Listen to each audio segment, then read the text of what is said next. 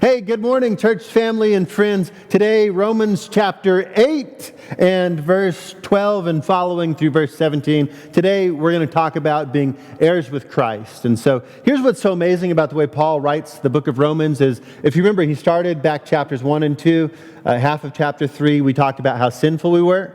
In chapter 3, Christ comes and he's the propitiation for our sin. He frees us from all of that guilt and shame. Chapters 4, 5, and 6, we talk about how we're saved by grace alone, through faith alone, in Christ alone, no works. Chapter 7, we have a struggle between our flesh and our spirit. Chapter 8, now, check this out. So then, brothers, we are debtors not to the flesh, to live according to the flesh. For if you live according to the flesh, you will die. But if by the Spirit you put to death the deeds of the body, you will live. For all who are led by the Spirit of God are sons of God. For you did not receive the spirit of slavery to fall back into fear, but you have received the spirit of adoption as sons, by whom we cry, Abba, Father.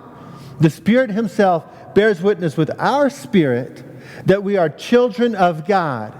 And if children, then heirs, heirs of God, fellow heirs with Christ, provided we suffer with him in order that we may also be glorified with him. So check this out, church. You know who you used to be? God says, because of Jesus Christ, I've adopted you into my family.